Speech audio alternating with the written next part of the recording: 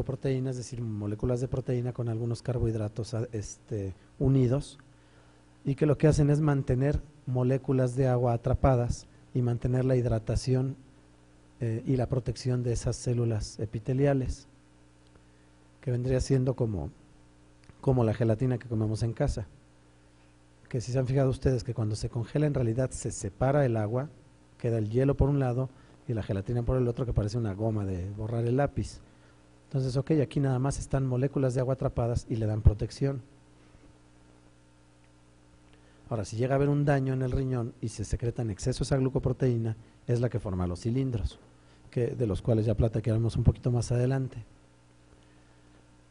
Más arriba, al pasar por el tubo renal, por entre las dos arterias del glomérulo, la que entra y la que sale, hay estructuras celulares especializadas, tanto en el tubo renal como en la parte vascular, que hacen la regulación de la cantidad de sangre que entra al glomérulo para ser filtrada. Esto son dos partes: las células que forman el tubo renal, que se llama mácula densa y que sirven como sensores de la osmolaridad del líquido que está circulando, y las células a quienes dan el mensaje en la vascularización, que se llama aparato yuxtaglomerular, y que entonces son células de la vascularización que van a cerrar o abrir el paso de la sangre por la arteriola aferente, o sea, la entrada de sangre al glomérulo, y eso va a regular la cantidad de filtrado glomerular. Entonces, bueno, con todos esos mecanismos, todas esas estructuras, se va formando la orina. Se filtra, se secretan algunas sustancias, se reabsorben otras, se reabsorbe una gran cantidad de agua y se va formando la orina. Ahora recordemos cómo es que se pueden descomponer los riñones y en general todas las estructuras del tracto urinario. Entonces, miren, si ustedes quieren estudiar las enfermedades renales, pues sería lo más obvio tomar un libro de nefrología. El lío con los libros de nefrología es que traen una cantidad de entidades clínicas, de enfermedades enlistadas muy grandes, que a nosotros, laboratorio clínico, en realidad pues no nos compete el estudio de todos esos detalles clínicos, y que además es todo un océano en el que uno se pierde, porque hay muchas que en realidad solamente difieren en manifestaciones clínicas, se les va a manejar de diferente manera, pero en realidad eso es de la parte clínica.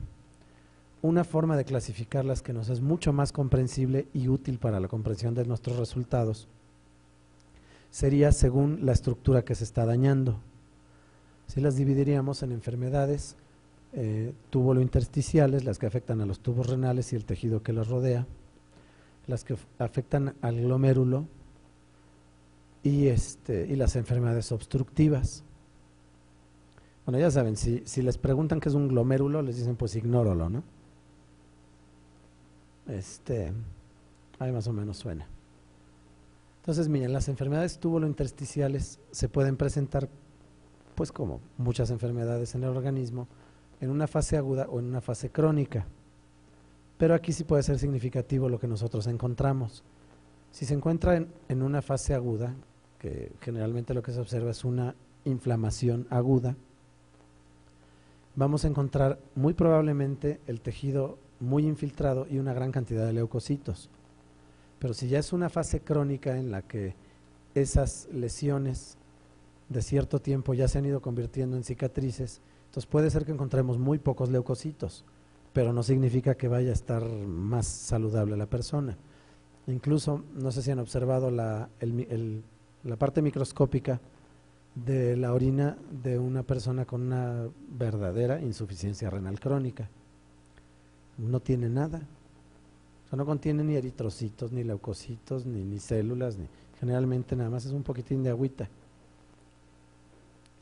Entonces, miren, sus causas son muy variadas. La más común sí es la infección.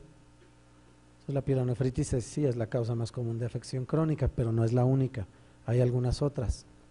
Por ejemplo, por causas metabólicas, por la formación de depósitos cristalinos en el intersticio renal, que pudieran ser ejemplos comunes por ácido úrico, oxalato o fosfato de calcio. Entonces, estos llegan a ser fagocitados y formar granulomas. granulomas que pueden llegar a confundir al médico y pudieran insistirnos de pronto en andar haciendo vaciloscopias en orina que no son útiles ni correctas. También hay causas tóxicas y farmacológicas por depósitos de metales como plomo o cadmio y el uso crónico de algunos analgésicos que pueden también cristalizar y depositarse o causar daño vascular en los vasos medulares del riñón. Y también existe la extravasación medular, o sea, la salida de orina al intersticio y causa una lesión directa por su concentración o por una respuesta autoinmune. Las posibles vías de infección renal son la vía ascendente, que es la más común, que sería por un reflujo de orina de la vejiga por los uréteres y hacia el riñón, hacia la pelvis renal, o la vía hematógena, que es mucho menos común. Factores predisponentes para las infecciones serían, por ejemplo, anomalías,